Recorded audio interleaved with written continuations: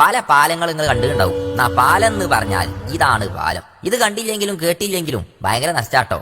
പഠിച്ചിന കാലം തൊട്ട് ഞാൻ ഇതിനെക്കുറിച്ച് കേൾക്കുന്നുണ്ട്. മോൾ കൂടെ വണ്ടിയും താഴത്തു കൂടെ ട്രെയിനും, കപ്പൽ വരുമ്പോ കത്രിക തുറക്കും പോലെ രണ്ട് ഭാഗത്തും തുറക്കണേ, കപ്പൽ പോയി കഴിഞ്ഞാൽ പിന്നെ അതേമാതിരി അടിയണേ, പഴയതുപോലെ ആവണേ. ഈ പാമ്പൻ പാലത്തിന്റെ കഥ കണ്ടാലോ? ഞാൻ ഷെയർ ചെയ്ത് ഒപ്പം കൂടിക്കൊള്ളിച്ചോ. ചരക്കും കൊണ്ടും ആളെ കൊണ്ടും താഴത്തു കൂടെ കപ്പൽ പോകാനും ട്രെയിൻ പോകാനും സൗകര്യമുള്ള ഒന്നാകണം. എന്നാ അന്ന് ഇവിടെ രണ്ട് പാലം കാണാം. ഒന്ന് നമ്മളെ പഴയ പാമ്പൻ പാലം, മറ്റേത് ഇവിടെ അടുത്ത് പ്രധാനമന്ത്രി ഉദ്ഘാടനം ചെയ്ത് അതേ ഡിസൈനിൽ തന്നെ ഉണ്ടാക്കിയ പുതിയ പാമ്പൻ പാലം. എഞ്ചിനീയറിംഗ് വിസ്മയാണ് 2345 മീറ്റർ നീളമുള്ള പാമ്പൻ പാലം. ഇന്ത്യയിലെ തന്നെ തോന നീളമുള്ള രണ്ടാമത്തെ പാലാണ് കേട്ടോ. ഒന്നാം സ്ഥാനത്ത് കടൽപ്പാലായ മുംബൈയിലെ അടൽ സേതുവാണ്. പാക്ക് കടലെടുക്കിനും പാമ്പൻ ദ്വീപിനും കുറുകെ ഒരു പാലം കൊണ്ടെന്നാല് ചരക്ക് കൊണ്ടുപോകാനും കച്ചവടത്തിനും എളുപ്പാവുന്ന കണ്ട് അന്ന് ബ്രിട്ടീഷുകാരാണ് ഈ പാലം ഉണ്ടാക്കിയത്. അല്ലെങ്കിലും ഓല തല അതൊരു വല്ലാത്ത തലയാണല്ലോ. കൊളംബോ, തലൈമന്നാർ ഇവിടക്കൊക്കെ ഉള്ള കപ്പലുകൾ ഇവിടുന്ന് പോകാൻ തുടങ്ങി. അന്ന് ആളെ കൊണ്ടും കച്ചവടങ്ങൾ കൊണ്ടും തിങ്ങി നിറഞ്ഞിനെ ധനുഷ്കോടിന്റെ നട്ടല്ലേനി ഈ പാലും ഇതിമ്മക്കൂടുള്ള ചരക്ക് നീക്കും. 1964 ധനുഷ്കോടിനെ തകർത്ത ചുഴലിക്കാറ്റില് പാമ്പൻ ദ്വീപും തകർന്ന് പാമ്പൻ പാലത്തിന്റെ മുകളിൽ കൂടെ തിരമാല ആഞ്ഞടിച്ച് ധനുഷ്കോടിക്ക് അന്ന് ഈ പാലത്തുമ്മ കൂടെ പോയിനെ ഒരു ട്രെയിന്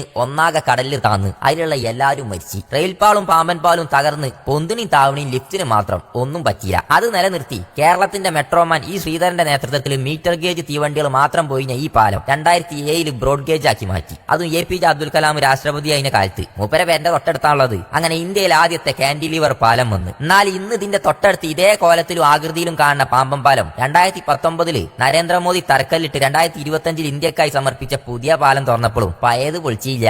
അന്നത്തെ കാലത്ത് ഇത്ര ഹൈടെക് ഒന്നും അല്ലാത്ത കാലത്തുള്ള ടെക്നോളജിനെ കുറിച്ചൊന്നും ചിന്തിച്ചു നോക്കി. സായിപ്പൊന്ന് ആലോചിച്ച് കണ്ടുപിടിച്ച് ഇത്ര വലിയൊരു ടെക്നോളജി കൊണ്ടുവന്നെങ്കിൽ എന്താ പോലെ പവറില്ലേ. കേരളത്തിലെ ഒട്ടുമിക്ക റെയിൽപാളങ്ങളും പാലങ്ങളും ഒക്കെ ഇതേപോലെ സായിപ്പന്മാരുണ്ടാക്കിയതാണ്. ഇന്ന് ഒരു ഭാഗത്ത് റെയിൽവേ സ്റ്റേഷൻ ഉണ്ട്, അതിന്റെ മുകളിൽ കൂടെ റോഡ് ഉണ്ട്, താഴത്ത് കൂടെ റെയിൽപാളം, കപ്പൽ വരുമ്പോ പൊന്തിന പാലം, അതിന്റെ ഇടയിൽ ഇതൊക്കെ കാണേണ്ട കാഴ്ച തന്നെയാണ് കേട്ടോ. പെരിന്തൽമണ്ണ അങ്ങാടിപ്പുറത്തെ പാലം ഉണ്ടാക്കിയവരൊക്കെ ഇതൊക്കെ ഒന്ന് കണ്ടു പഠിച്ചത് നന്നാവും. നമ്മൾ അങ്ങോട്ട് പോകുമ്പം ആദ്യം കണ്ടത് പാമ്പൻ പാലാണ്. കാണുമ്പോ തന്നെ ഇവിടെ മണ്ടി അങ്ങോട്ട് ഇറങ്ങാൻ നിൽക്കണ്ട, ഇവിടെ നിന്ന് വെറുതെ നേരം പോകും. ഇവിടുന്ന് അങ്ങേ തലക്കൽ കിടക്കുന്ന ധനുഷ്കോടിക്ക് ആദ്യം എത്തുക. അവിടുന്ന് ഇങ്ങോട്ട് കണ്ട് പോന്നാലേ അങ്ങേ അറ്റത്ത് നിന്ന് തുടങ്ങിയാൽ ധനുഷ്കോടി, ഹൗസ് ഓഫ് കലാം, കലാമിന്റെ മ്യൂസിയം, ക്ഷേത്രങ്ങള്, അങ്ങനെ ഇങ്ങോട്ട് തിരിച്ചു പോരുമ്പോ പാമ്പൻ പാലത്തുമേലെ ഇറങ്ങിയാൽ സ്വസ്ഥതയിൽ നാട് പിടിച്ച കുറെ നേരം നിൽക്കുകയും ചെയ്യാം. നല്ല കാഴ്ചകൾ കാണുമ്പോൾ അത് കാണാനും കാണിച്ചു തരാനും ഒരു രസ. നമ്മൾ കണ്ടത് കാണാത്തവർക്ക് കാണാനും കണ്ടോൾക്ക് ഓർമ്മ പുതുക്കാനും ഇനിയും അടുത്ത സ്ഥലത്ത് നിന്ന് വീണ്ടും കാണാം. ചെറിയ ചെലവിൽ വലിയൊരു അനുഭവം തരുന്ന യാത്രയാണ് രാമേശ്വരം, പാമ്പനും ധനുഷ്കോടിയും ഒക്കെ അടങ്ങുന്ന യാത്ര. കെട്ടിയോളിയും കുട്ടികളെയും ഒപ്പം കൂട്ടി